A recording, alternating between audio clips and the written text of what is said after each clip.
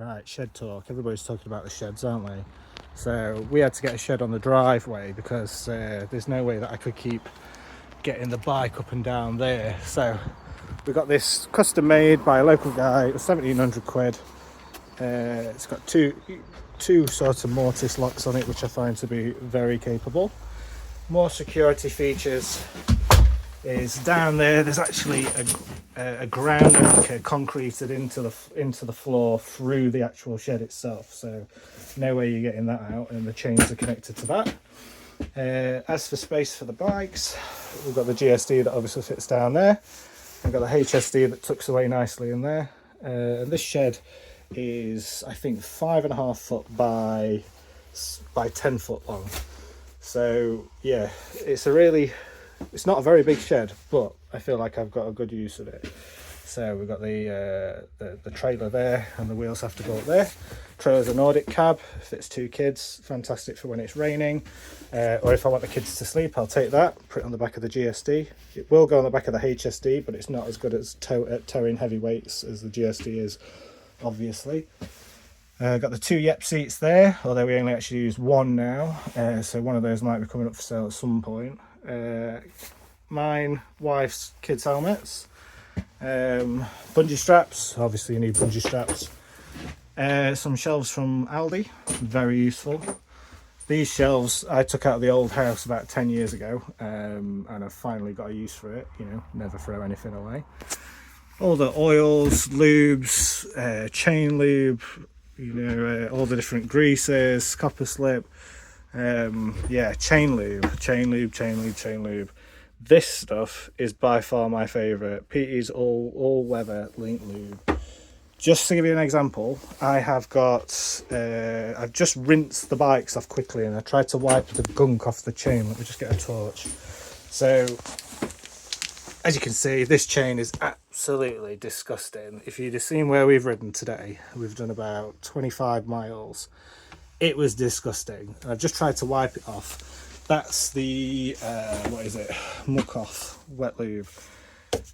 Mine, I put PE's on again because I've been using that for quite a while. And I've done just the same thing. We've done the same mileage, we've done the same places. And the dirt just wipes off it. It's not clean, but it's perfectly fine to sort of add some more lube onto there and just keep going. Commuters, we're not going to clean the bike properly every day, are we? What other features we got? So, loose bolts. Obviously we need loose bolts. So I used to be a mechanic, and I hate to break it to you, but every time you take your car into a garage and have a major job done, there's always a handful of bolts left over, and they go into our toolbox. Those things are lifesavers. Never walk past a bolt or a nut that you see at the side of the road. Also, furniture. If somebody's giving away furniture, just take it if you've got the space for it. Make space and use it. This is where all the sort of like bigger tools go. Dremel bits, tapping sets, good tapping set and a good drill set, lifesavers.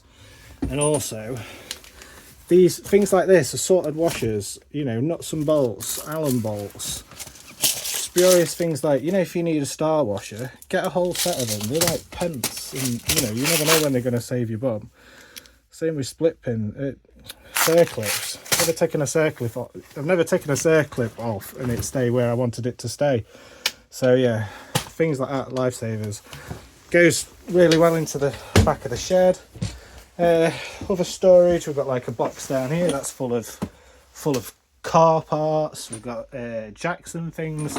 This is just a bog standard IKEA 2x2. All sorts of old bits and bobs in here, which like wellies. Don't throw away wellies because they make very, very, very good mud flap extenders. They've been on quite a while and they're still going. This was just sat outside somebody's house saying "free to a good home." I'll have that. Things like all brake bits, old brake pads and stuff that have still got a bit left in them. Something that's just going to save you, if you've accidentally run your pads down to the metal, they'll get you until the new ones come. Excess bits of chain, because gosh, if you know me, I eat chain. Here's most of them. just loads of 10-speed chain off the GSD. Bits of old gear cable. Oh, I've also got like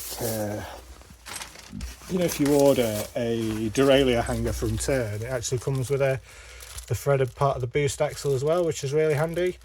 But yeah, they you know, you never know when you're going to snap your derailleur off, and that's going to save you. Spare tyre, spare tube. You know, you don't need to keep every one, but if I split a tyre, I've got one there. It fits both bikes because it's one of the front ones. It'll go on the back of either, just in case. And yeah, so any questions about what I've done with the shed or why I've got it? Oh, other features of the shed. It's insulated, it's double thickness, the wood on the outside's an inch thick. I've got a garden heater in there, so it never drops below 10 degrees. Got a thermometer up there that tells me that. Power's just by a extension cable. I really need to get some proper lights in here, but I've not got round to that either. So battery lights and an old plug-in lamp that I didn't have in the house anymore. So yeah, I mean, you can see how thick the walls are. That's the outer. There's insulation in there, and then there's plywood on the inside. It's a felt roof, slanted, gives me just enough room. You can see here, this is where the tyre touches when I put this onto its back wheel. Oh, another tool you want to make yourself as well. You know, if you've got the extender bar on the back of the GSD, put a load of bits of sort of plywood together or MDF or whatever you've got, and you can stand the back of the bike on that, and then this will be off the floor. But when you do that, I mean, I'm 6 foot tall and I just about touch my head at about this point. Yeah, the tyres touch the roof. Obviously the HSD doesn't have that issue because it's not as long. So yeah, hope you enjoyed the tour of my shed.